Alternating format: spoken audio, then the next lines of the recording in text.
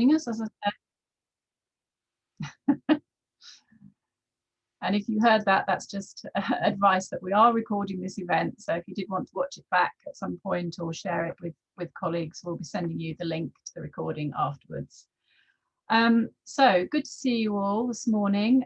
This is the last in a series of events that we've been doing with Hertfordshire County Council and the Better Business for All team. We have Lauren Dovey with us, who is the Programme Manager for BBFA, and some of her colleagues who she will be introducing in just a moment. So this last event is looking at step 4 of the roadmap and looking towards the future, having now passed the magic date of the 19th. So I'm going to hand over to Lauren so she can talk you through the details. Just to remind you all that if you do have any questions, you can put them in the chat function, or you can raise your hand when we get to that Q&A section and ask questions directly. Anyway, welcome to Lauren, and over to you. Thank you, Alison, and good morning, everyone. So my name is Lauren Dovey. If you haven't been on any of the webinars before, I manage a project called Better Business for All for Hertfordshire. And really what it's all about is simplifying regulation for businesses like yourselves. So we work with all the local authority regulators, most of which are represented here today. So the format of the webinar, we've got about an hour. So we've got a short, around 15-minute presentation first from Frank Harrison, who is Environmental Health Manager at North Herts Council. And then we'll move on to our panel session. So that will be a question and answer session, time for you to ask the panelists any of your questions. If you think of questions throughout, as Alison said, you can just pop them in the chat. And then when we come to the panel session, you can either put them in the chat or raise your hand, totally up to you. So Frank, I will share the slides and I will hand over to you. Thank you very much, Lauren. First of all, let me apologise if you hear drilling or building or grinding work in the background. I'm having some work done in the back garden. Windows are shut and sealed, but you know, if it is disturbing, I do apologise. Thanks for that, Lauren. I will talk to the slides as we can. Excellent. That is the title page for the today's presentation. So you obviously know what you're here for. So Lauren, if we can have the next one. Excellent. As most of you know, if not all of you, most of the legal requirements specifically for COVID have ended. But that doesn't mean it's safe to ignore the guidance and advice that's already going around. COVID is obviously still present with us, and we are obviously still suffering the consequences of its presence. The actual impact of COVID is still significant, as I'm sure you're aware. COVID cases, COVID contact cases, and people needing to isolate, numbers on all of these factors are significantly increasing. So therefore, COVID has most definitely not gone away.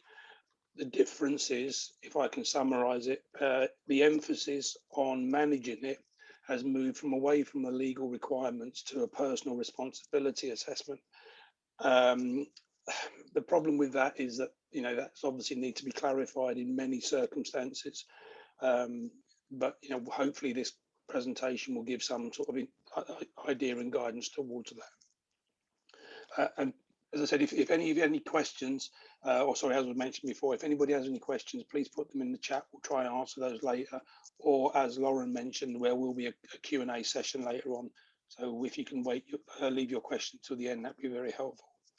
Next slide, please, Lauren.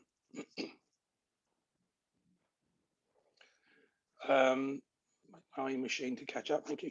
For workplaces, that's the situation. Regulations have been largely ended, although the principle behind them are in place.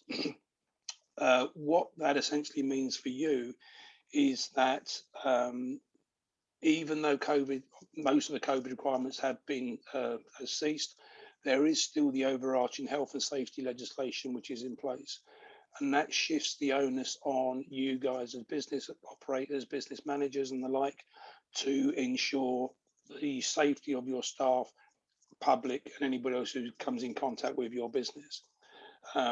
It does shift the onus onto you.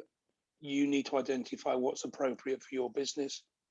As the fourth bullet point there identifies, you need to provide a safe working environment for all of your people you are responsible for. You are required to review and carry out the appropriate risk assessments, and we'll come on to those points in a minute. But as indicated by that fifth bullet point, there are 6 steps which have been produced. They were produced some time ago. They largely still stay in place, and they are very useful for your help if you need to. Next slide, please, Lauren. Essentially, because the COVID legislation has ceased, you don't have to have a COVID risk assessment in place. Although, just to clarify that, you do need to have a risk assessment covering the consequences and the impact of COVID. Slightly confusing, but essentially, if you carry out your review of your work operations, your workplace safety with COVID in mind, so essentially it is still a COVID risk assessment, even though the legal requirements have changed, you need to see what has significantly changed within your workplace, what measures you have to carry out, and how that works towards providing a safe environment, as I said, for you, your staff, and any members of the public who come into your workplace. Where are we? Yeah, next slide, please, Lauren. So when you review your risk assessments, not just for COVID, but all of those, you are legally required under the health and safety legislation to review your risk assessments periodically or whenever there has been a significant and substantive change to your work environment. Clearly, with the legislation changing, that is sufficient to be a substantive change. The most important parts of that change is that the emphasis on compliance with the safe environment has moved away from it being statutory to being based upon what you say in your workplace environment and people following good practice and good guidance. So essentially, look at your existing COVID risk assessment, see where the substantive changes are, namely, if you've been previously relying on people being legally compliant and following the rules, that's gone. So people are quite able to come into your premises without wearing a mask because that's not what the law says anymore. If, however, you still feel that to be a minimum safety measure, then put that in your risk assessment. That becomes your rules and requirements. So that is one of the review aspects, which is very easy to carry out and quite straightforward to understand. Applying that and introducing that into your workplace, that becomes potentially a bit harder, and we'll come on to that briefly if we can in a moment. But essentially, the emphasis shifts away from people having to adhere to legal requirements, more to you to saying what is safe and appropriate for your workplace. Next slide, please, Lauren. It's obviously recognised that some members of the public are, let's say, no longer supportive of the need to follow COVID safety restrictions. We've had examples of that throughout the previous 16 months. But now that people no longer need to adhere to the COVID specific legislation, face masking, social distancing, and so on and so forth, then a number of people are becoming less willing to adhere to what businesses expect and businesses require. So you need also to factor this aspect into your risk assessment if you are in your business involved interacting with the public and other people, obviously, in a physical environment rather than just over the phone and the computers. Okay, so please factor into your risk assessment what you would need to do if you have a member of the public, for example, coming into your premises or trying to come into your premises without wearing the mask and then vehemently refusing to adhere to your request to wear the mask. Clearly, violence in the workplace, public violence against retail staff is present in the environment. There is an increase in incidents, and clearly we don't want you to introduce a situation where your front of house staff are likely to become endangered because of this particular issue. So please factor this into your risk assessment and have a safety measure involved should this occur. If any of your public come into your premises and there is this potential risk, then the police, is the first point of call. If you wish to report something retrospectively to the police, then that's the 101 number. If there is an imminent risk of that violence, it's obviously a 999, and please use that number. The police have accepted this particular risk and have stated on numerous occasions that they will respond as they would any other 999 call. So please factor that into your risk assessment. But then also tell, advise and reassure your staff that that is your stance on this particular point. Next slide, please, Lauren. It's gone too far. Okay, so even though the COVID laws have been relaxed, and most of them we've withdrawn completely, the COVID guidance, including those highlighted in these 6 steps, are still there to support you and to help you develop and review your own risk assessments to essentially provide a safe working environment. If you formally adapt, change, review, amend things into your risk assessment, please do not forget to tell your staff so that they are aware of the changes. And a good measure with this is to then, I'll use the phrase test your staff, but ask them if they understand the changes, ask them to repeat some of those back to you if you feel that to be appropriate. Okay. Clearly, if your staff don't know what your changes are, then they're not going to be able to follow those. And if those changes are significant, then that can then pose problems for your staff, for your public, etc. Next slide, please, Lauren. Self-isolation is still required. Okay, if the individuals are COVID positive, they must isolate for the duration of their infection, essentially until they are COVID free. There's also the issue that if the individuals are first points of contact with the COVID cases, they too must isolate and they are not allowed to come to work.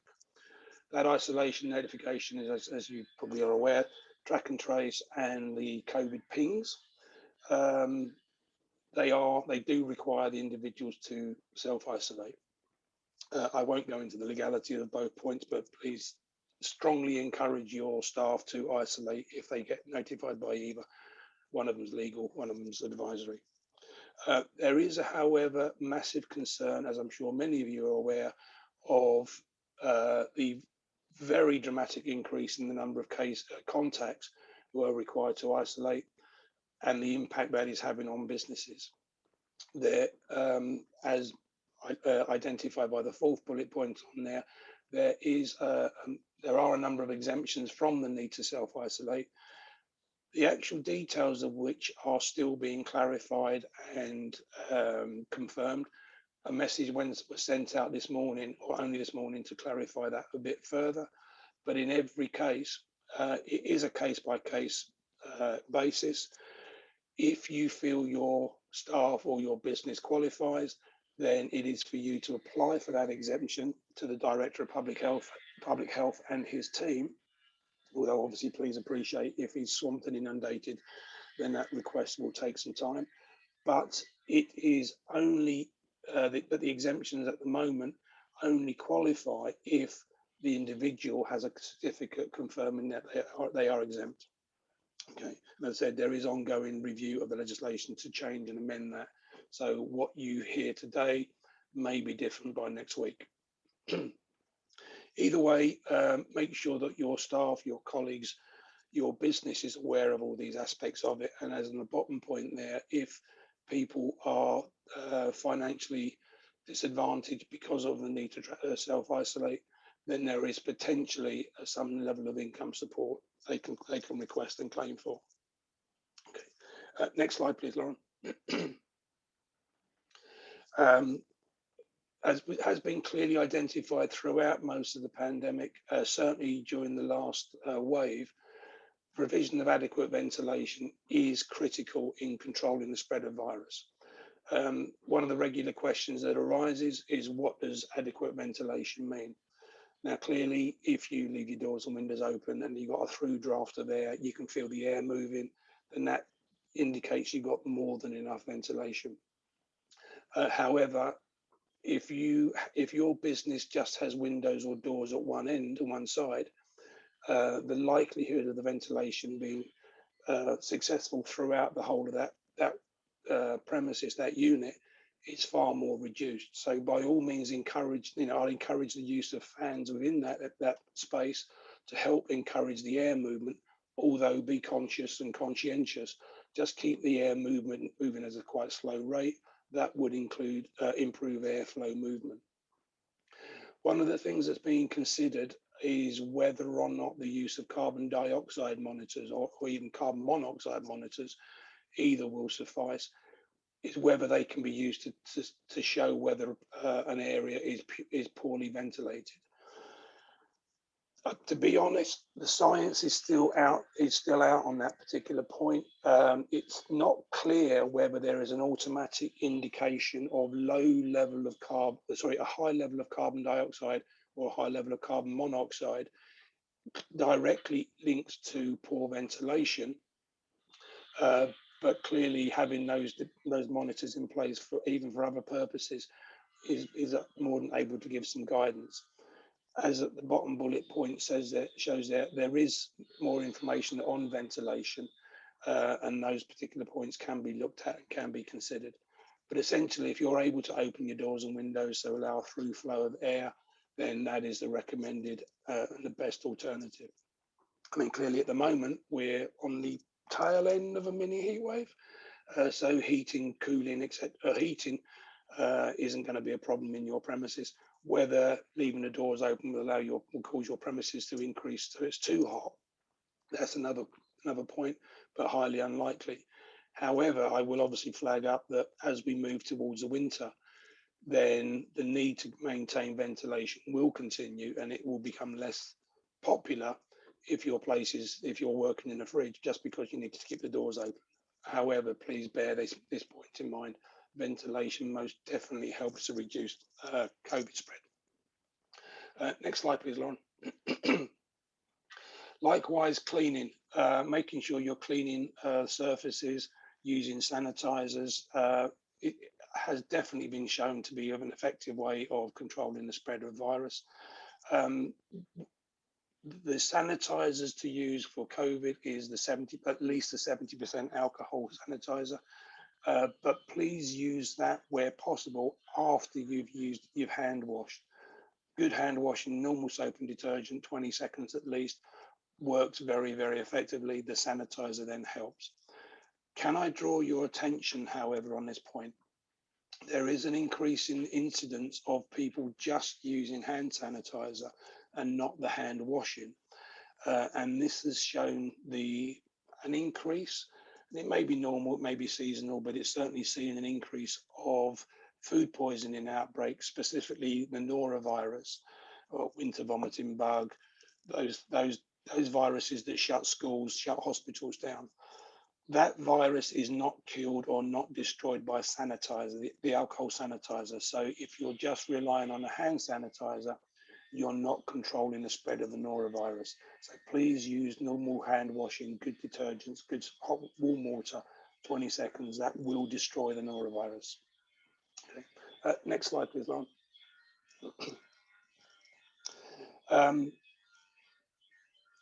Is that the next one? That's better, thank you. Yeah, the role or the purpose of keeping a track of who visits your premises is so that if there is an outbreak, a COVID outbreak, then they can be identified, they can be contacted, and then we can hope to control the spread of the virus from that outbreak further on. So again, although it's not a legal requirement anymore, please keep track of who enters and who visits your premises. Please, if you can, continue to use the QR code. It does work. It does keep track of people. I'm conscious that that links onto the pingdemic, as it's being called, but it is a very effective way of identifying who is linked to your premises as far as a potential outbreak. And it does allow my colleagues in the contact tracing team to identify the respective people. If you don't use the QR code, then use whatever system you have in place, a paper record or whatever.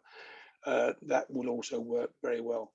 Can I also stress the importance of making sure people are using that QR code? Certainly at the moment, a number of people are turning off the app on their phone, or they are just pretending to use a QR code. They're going to stand in front of it, pretend to take a picture of it, pretend to register, but in reality, they are not doing so.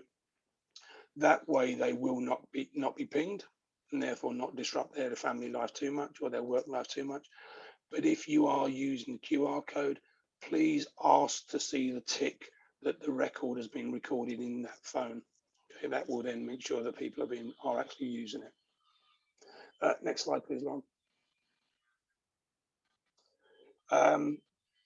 As mentioned before, when you review your risk assessments or for any other purpose, please tell your staff, please train your staff, please make sure that your staff know your latest safety measures, safety principles you're putting in place. As I said before, if they don't know, they're not going to be able to adhere to your guidance, your rules. They're not going to be able to make sure that your workplace is as safe as you want it to be. Next slide, please, Lauren. Even though there is a massive public outcry, public demand for COVID rules and regulations to be removed, so we are where we are at the moment, surprisingly or not, the vast majority of people are still very concerned and are very scared of COVID. Certainly in our community, in the whole of Hertfordshire, some localities more than others, but in Hertfordshire, the majority of people do not want the restrictions relaxed. And that would include members of the public, your customers. So please follow the guidance, please continue to use those guidance, but then communicate that you are continuing to use those with your customers, with your public. If the public see that your premises is safe, many more of those are more likely to use it, especially if there's a neighbouring premises which doesn't indicate that compliance with safety. Then they would prefer to use a safe environment than others. There are a number of accreditation schemes. There's one being trialled in Hertfordshire at the moment. Some of you may be aware of it, some of you may not. And that is looking to continue even with this step 4 relaxation. And what that is looking for is to flag and promote the fact that that particular business has met all its standards, and that they can then publicise the fact that they are safe. That accreditation scheme is not yet available throughout the whole of Hertfordshire, so it's only going to be relevant in certain areas. Each local authority will be able to show whether they are adhering to that or not. At the moment, it's only active in Broxbourne Borough, because that's the area where it's being piloted. Okay, there are some places outside of Hertfordshire, but in Hertfordshire at the moment, it's only in Broxbourne. Next slide, please, Lauren. In summary, as those 6 points say, review your risk assessment, comply with the health and safety and employment law, check for updates, train your staff, and then promote and publicise what you're doing. But please do not forget, if you have a COVID case in your business, please tell your local environmental health office department. We will then pass that information on to the national bodies, so that all the records are adhered and followed. Next slide, please, Lauren. Again, this is just in summary. COVID is still present. Please maintain these standards, these guidance. They're not law, but they will make our communities far safer. And then finally, I believe, yes, just the details of the BBFA toolkit. If you're not already aware of it, please link onto that. There is a lot of information and advice there, which you might find very helpful. That's it from me. Any questions, please ask accordingly. and there'll be opportunities to ask in details subsequently. Thank you very much.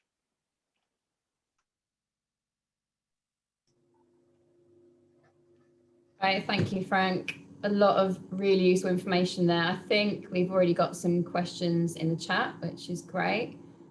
So what I will do is introduce our panelists and just get them to do a quick 30 seconds on what their team or their organisation does.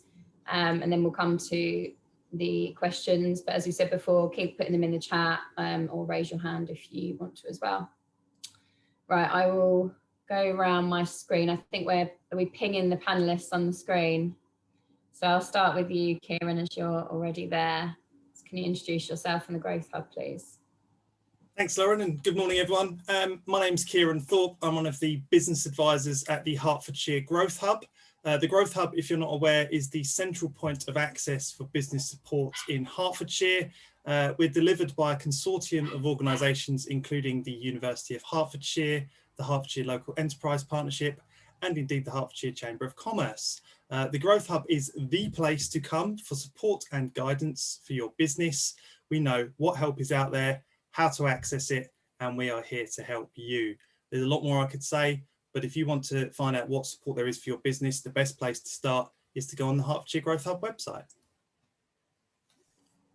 That's great, thank you, Kieran. Frank, obviously I won't introduce you again. So next on my screen is Samantha. Hi, Samantha Maxwell from Welling and Hatfield Environmental Health Department.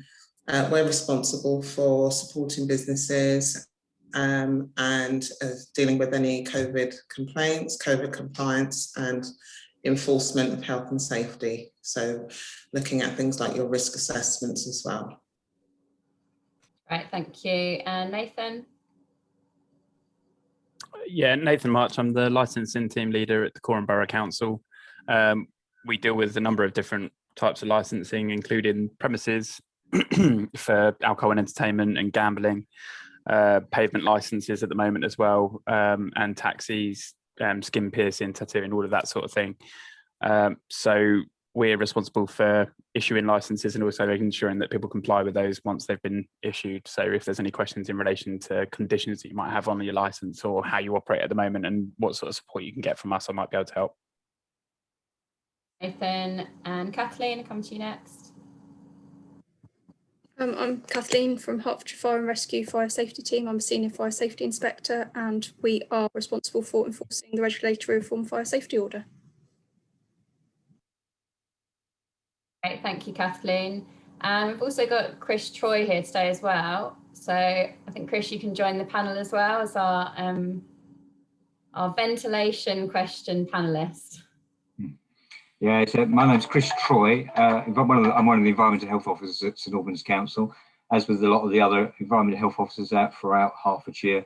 Mainly in the last year and a half, we've been involved with COVID, advising businesses, maybe taking enforcement action where necessary. But obviously, we get involved in outbreaks as well when things kind of go wrong as well. So it's the same as the rest of the environmental health, doing quite similar jobs at the moment. Chris, so I'll come to the first question. The second question I might maybe get Lisa, if she wants to say out loud, because it's quite a long one, although I'm happy to read it out if not. So the first one from Beverly was, how do we deal with a case where some employees do not want the windows open and the company is supporting this as not a legal requirement?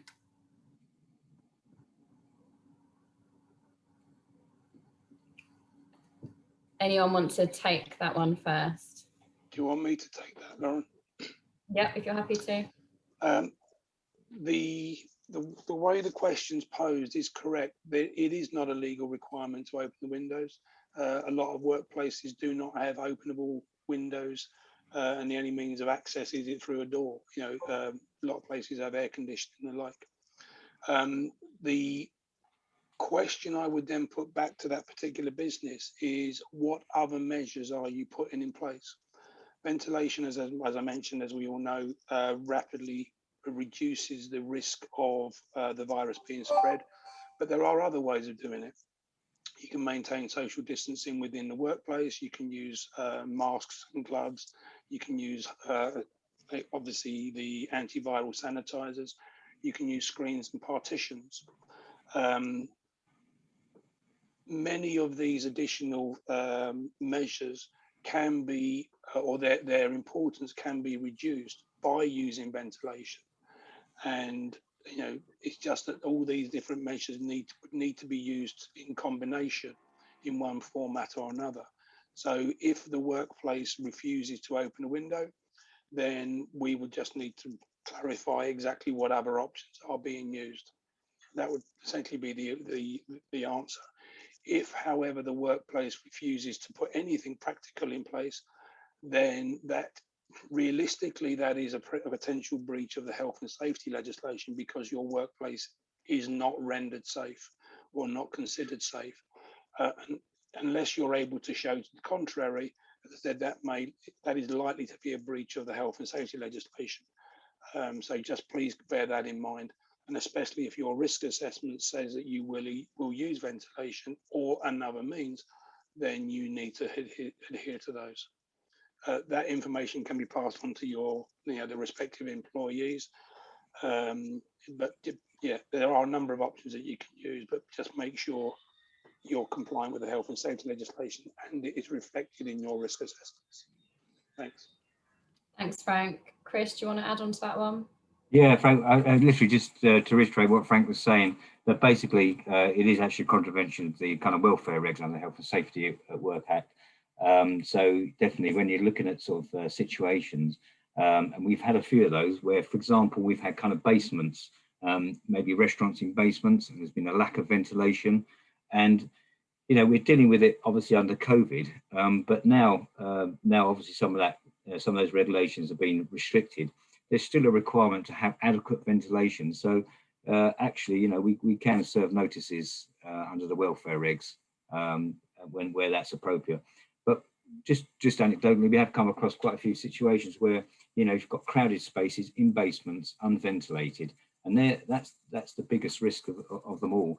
So as Frank said, not all premises have windows. There's not a requirement to actually have open all windows, but you must have ventilation. So really just to reiterate that, basically. Thanks, Chris. Nathan? Yeah, sorry. I might have read that question slightly differently to what the other guys have, but I think they've answered it anyway in a different way. I think if a company wants to have ventilation and the windows open and the staff don't like it, I think, which is how I read that, I think it's about coming back to the fact that it's part of your risk assessment under health and safety legislation and what have you, and therefore you are going to do that. And that staff need to obviously come into work prepared for the fact that windows are going to be open, which is especially going to be the case as we get colder, and dress appropriately for the conditions, I suppose.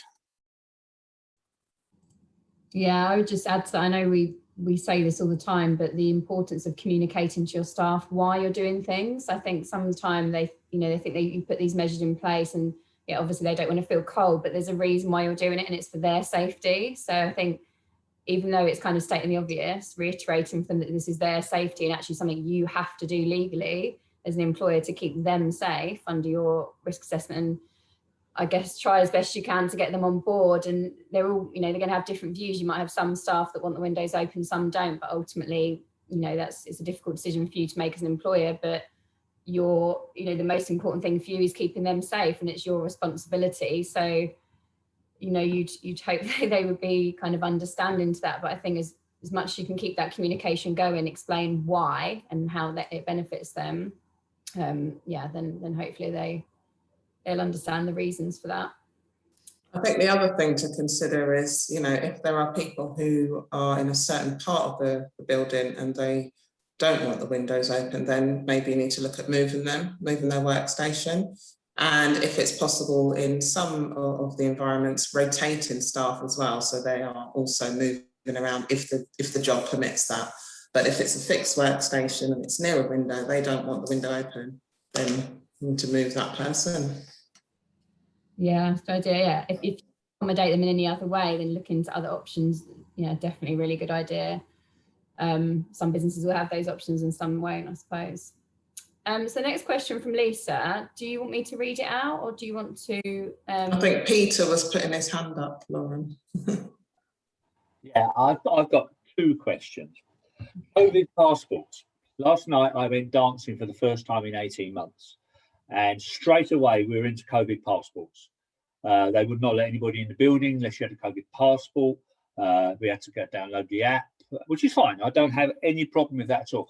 I want to see it though expanded further, because if it's being brought into dancing because we're very close contact with someone, do you think that will become a bigger issue going forward? Do you think the government will expand upon it? That's my first question. And my second question is to everybody, to be honest, do you think the removal of the restrictions by such a huge amount from lots to nothing was a good idea?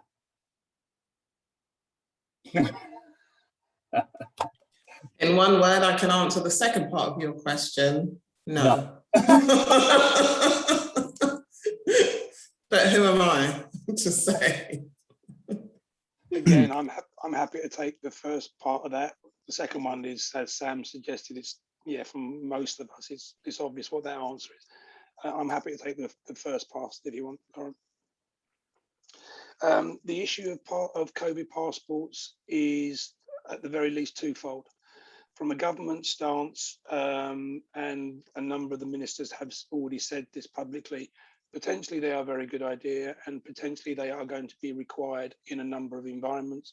But from a government stance at the moment, because they are largely seen as a restriction on civil liberties, they are not as yet in the position, or do not as yet have the inclination to make it a requirement.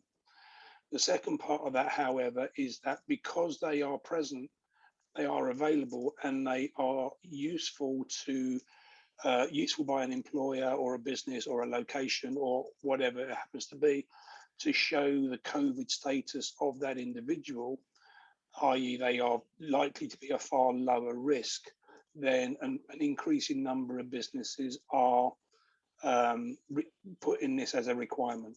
Either evidence of a double vaccination or of a negative test within the previous 5, 10, 24 hours or whatever timescale they choose.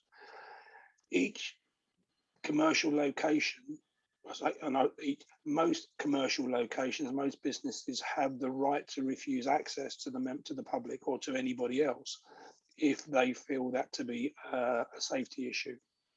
And as such, it is the right of any business to have these COVID passports requirements as part of their COVID risk management aspect. There clearly isn't the obligation, there isn't the legal requirement for people to have the vaccine or to have tests. So if those individuals come across that environment where there is the need to have a passport to gain access, then their access should be refused.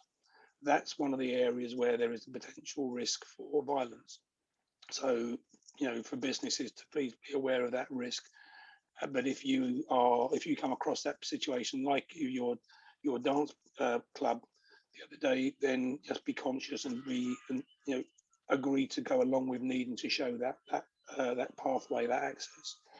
One final point I will add, however, is that an increasing significant group of those who are currently being tested positive for COVID are those who have been double vaccinated. So the vaccination does not stop you becoming infected. It just reduces the likelihood of spread or the severity of symptoms that people show. So yes, the vaccine and the passport is a very effective way of mitigating that spread, but it doesn't necessarily mean it stops that spread. A lot of information there. Apologies for that. It is a complex issue, and I hope you get the points I put across. But if anybody has any questions as a result, please ask. Thanks. Thanks, Frank. That's great. Shall I come back to your question, Lisa? Either do you want to come off mute and ask, or do you want me to read it? Yeah, no, I'm fine to ask. It's just about obviously the legal requirement for somebody to self-isolate once they've been pinged is very straightforward. But we're aware of instances where people have been socialising with people that have tested positive and they're not getting pinged, even if they have the app or they don't. You know, I've done some research into it and it says legally they don't have to, just obviously, you know, do your social distance and do your hygiene stuff. But where do we stand as employers, you know, because we're trying to manage the risk here. And the second part of the question was, you know, we're aware of staff that are deleting apps and also disabling them when they go out socialising, specifically so they don't get pinged, because obviously to be off on SSP for 10 days has an impact on them and everything. So, you know, any advice or guidance on that, really? Don't know who wants to take that one first. Again, I'm happy to take it unless one of my colleagues wants to start. Go ahead. Me? Okay. Right, I'll just go back to the question so I can answer it more or less in sequence. Bear with me a moment. Okay, first question I would have is, how do you know those people are positive? The way that the virus spreads is, even though people are mixing with those who are positive, they don't always become infected themselves. Any number of reasons, but just because they are in the same vicinity of people who have been tested positive, they won't automatically become positive themselves. Whether they would be classified as a contact is another matter. Technically, they are contacts and they may actually be close contacts. It depends on whether they have whether their presence, their locality next to the person who is positive has been recorded. Now, you mentioned the COVID app, the Ping app as it's being called. Not everybody uses that. You don't have to use that. So if you're not using the COVID app for that Ping aspect, it clearly won't show whether or not you've been in that same locality. Similarly, as far as the actual interview track and trace, if that person's details hasn't been identified as a close contact, they won't be known about, and they subsequently won't be advised. So, you know, if you know someone is a close contact of a COVID positive person, then it doesn't necessarily mean they are positive, but you can strongly ask those people, especially if they are one of your members of staff, to be COVID tested. Just use a lateral flow test. It takes 20 minutes to get the results. They're not difficult to use. You can ask them to use it. There is no, you can't force people to use the track and trace, the testing. You can certainly ask them. If you feel, however, that they are positive, then it essentially falls to you to, let's say, encourage them to work in a safe environment. It's a very difficult aspect on this. You're not allowed to force people to go into isolation. You don't have that power to do so. You do, however, have the potential power to stop someone coming into your workplace if you know they are unsafe.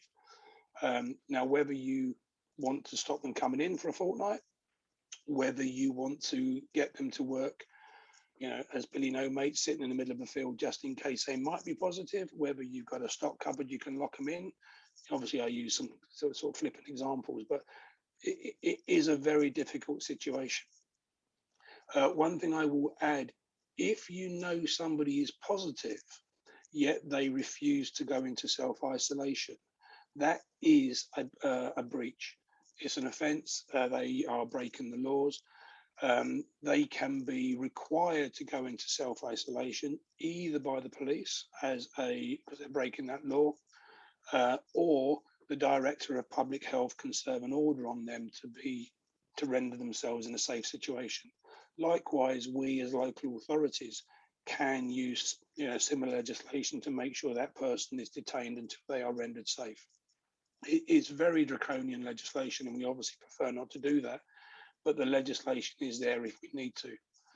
And to answer your last point, what do we do if people don't use the NHS app? Nothing we can do, I'm afraid. There isn't no scope for that. I don't know if that answers all your questions, Lisa, but certainly it's a very complex, very legally contentious point, but hopefully it covers most of your points.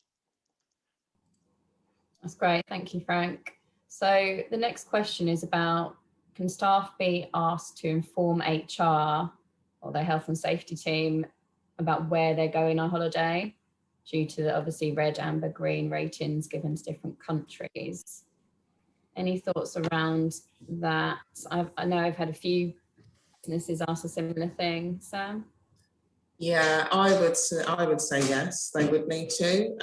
It's very similar to food safety for, you know, when employees go to certain countries, they have to let their employer know for infectious diseases, etc. But I would say there's absolutely nothing wrong with HR asking that question, because it's about protecting your workforce and understanding who may need to isolate, etc. So unless there's any employment law advisors on the webinar, but I would think that's a straightforward yes. That's something they could put in their risk assessment, couldn't they? That they will ask their staff that. So yeah, they could have that as a control measure to ensure, you know, an additional control, and that's something they can definitely monitor. Yeah, I think when it comes to employment law, again, I'll talk about this at the end, because we are going to provide some support for businesses in the employment law side. It's always about what's reasonable, and you know, there's a justification. Exactly, and yeah, you've always got to think about what is the purpose for asking something like this. You know, is it too onerous for you to tell me where you've been on holiday?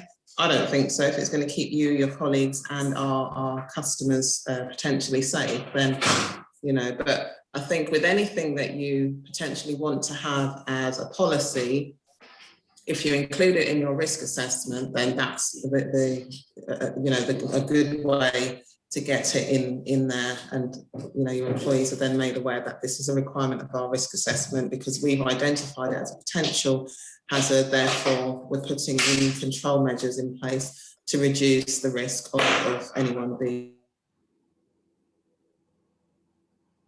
Oh, I've lost you at the end, Sam. Oh, what was the last thing I said?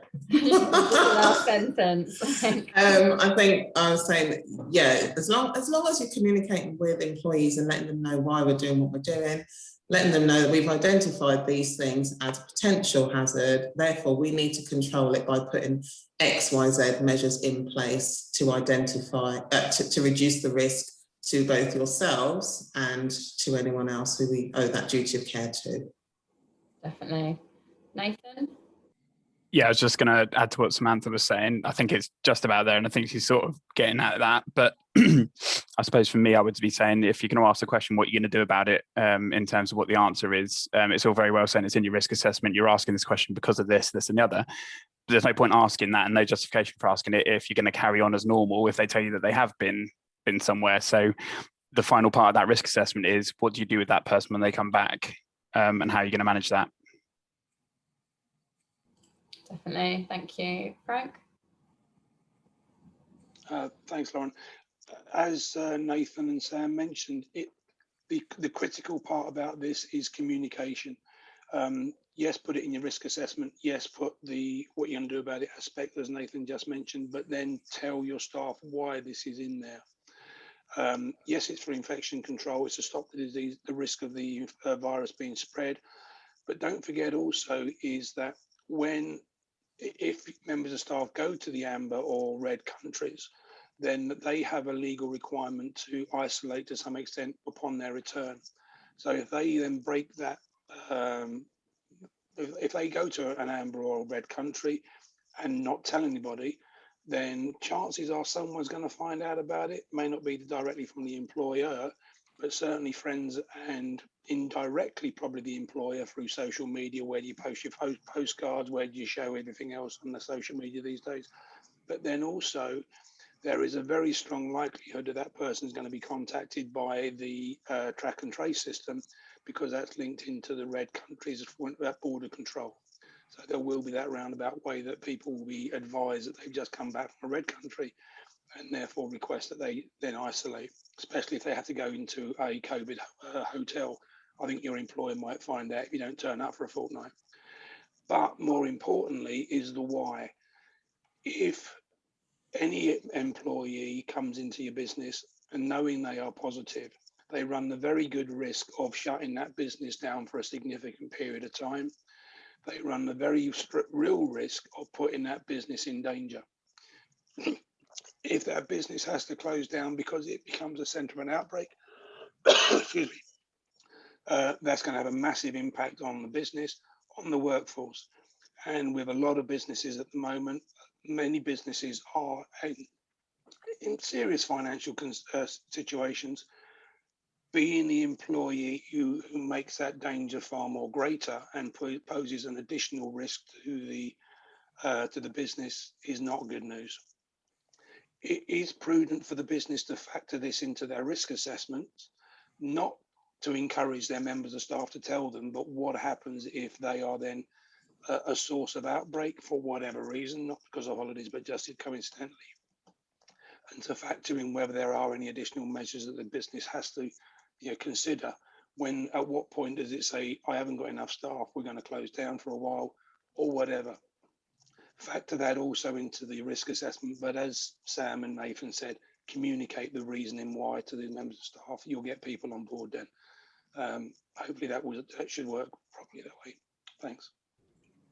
Thanks, Frank. I just realised I missed one, the earlier one from Jack's about if staff are pinged to isolate, but they've taken tests. And as it stands, they still have to isolate as long as they're told to, other than what we talked about earlier, if the exemptions, once we know who's exempt from that, and until the new law comes in next month, if you're double vaccinated, and then you don't have to isolate. But as it stands at the moment, it's the same, I think, isn't it? Yeah. Chris, did you want to just add to that one? Yeah, it was really just what we were saying earlier, just about obviously if things kind of go wrong and businesses have to close, it's very important to look at that, to look at business continuity when you're doing your risk assessments. That's very important. And I think that's maybe something which people perhaps forget. You've got to look at what happens if things go wrong. So basically, nothing's really changed in terms of infection rates in our area anyway, in Hertfordshire. Well, it's gone up quite a bit actually since then, but between the 18th and the 19th of this month, obviously the restrictions have been lifted. So actually the hazard is still out there, and it's increasing. Got vaccinations, which is broke some of the chain in some respects, but as Frank said earlier, there are a number of people that have been double vaccinated that are getting the disease. So when you're doing your risk assessment, you kind of need to look at those aspects as well, and also factor that into the business continuity aspects as well when you come to do the risk assessment, because no one wants the business to close. We don't. We want our communities to be thriving. So that is part of the advice that often we give to businesses. So just thought I'd just add that. That's great. Thanks, Chris.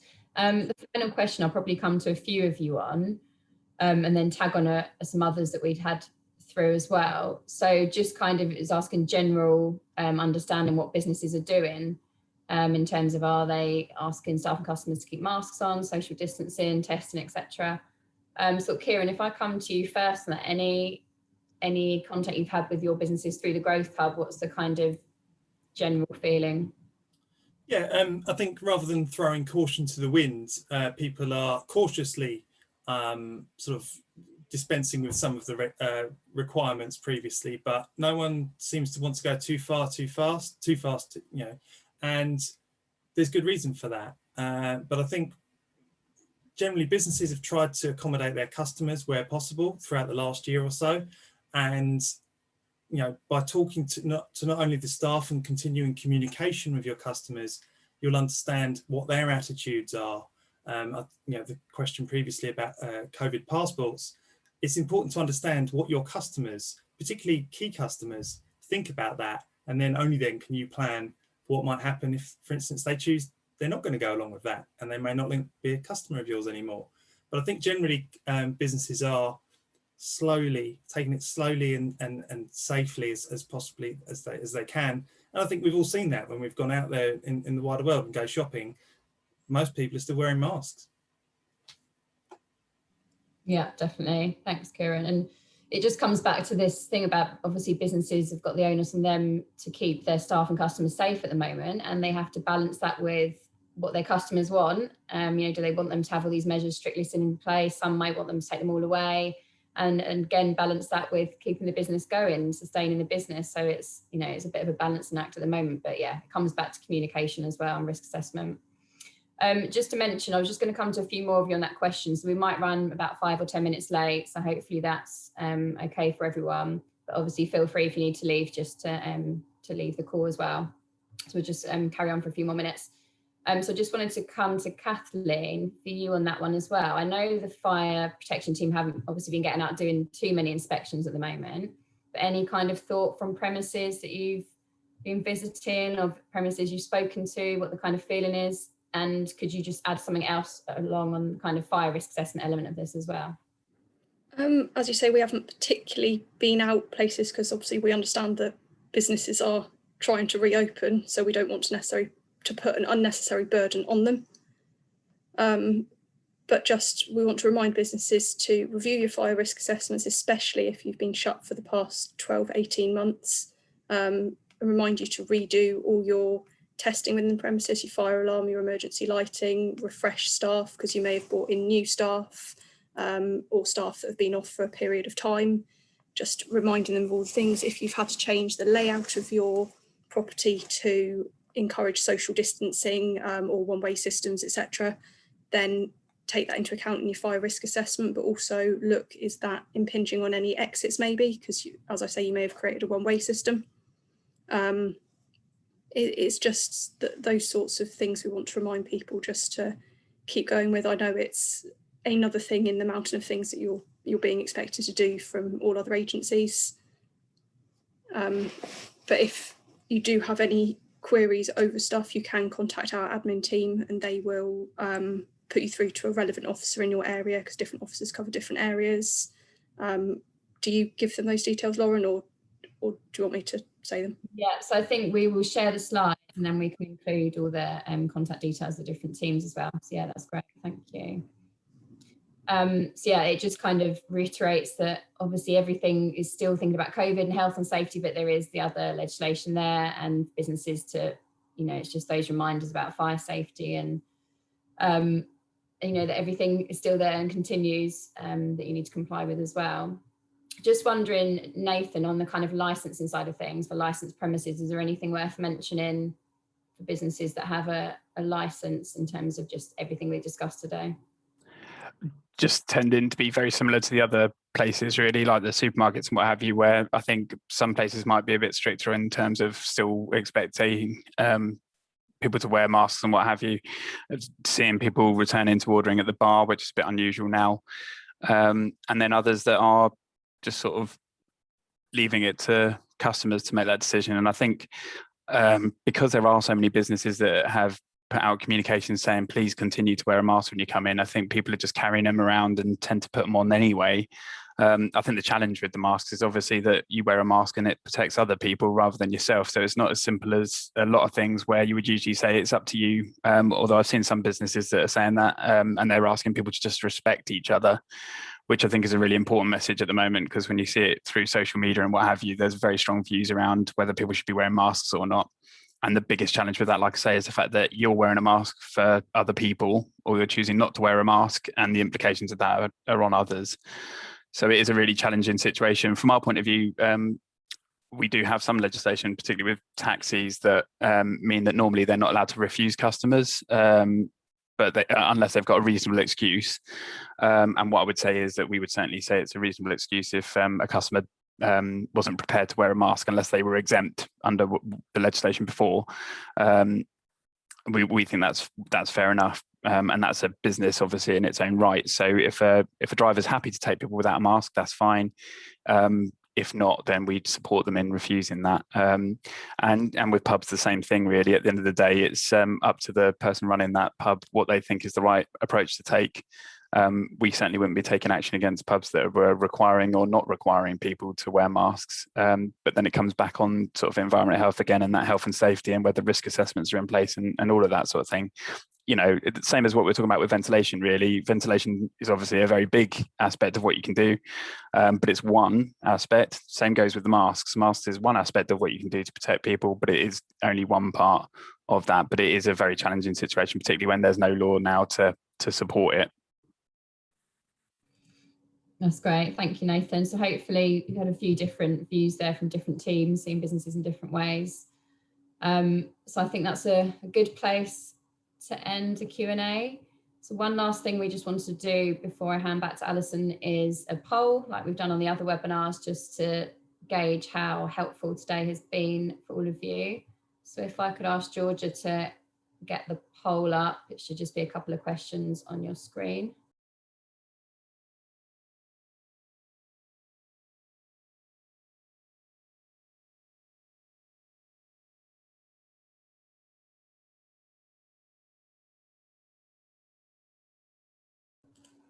And then we should see the results come up. That's great. 79%. So that's really, really good to know that it's helped you all a lot. As we've said at all these webinars, we know there's so much going on for businesses. It's such a difficult time.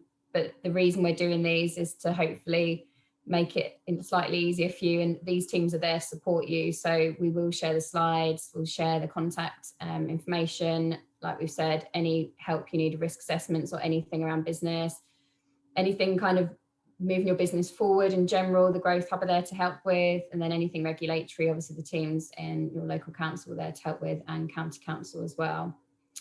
So thank you everyone for coming along today. I'll just hand back to Alison to let you know about a few things with the Chamber of Commerce. Thank you, Lauren. I think that was a really informative webinar, and I hope that that you all found it really useful. So I'm just going to say thank you to all the team. So Lauren, to Frank for the presentation, to Nathan, to Kieran, to Samantha, Kathleen, Chris. I think I've covered everybody. I hope I have. So yeah, do let us know if you have any questions. We'll be sending out the contact details as Lauren said. So hopefully we can get any questions answered.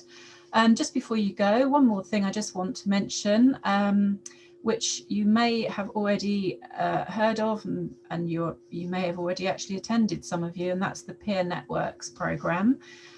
We are running this for the second time, supporting the Growth Hub.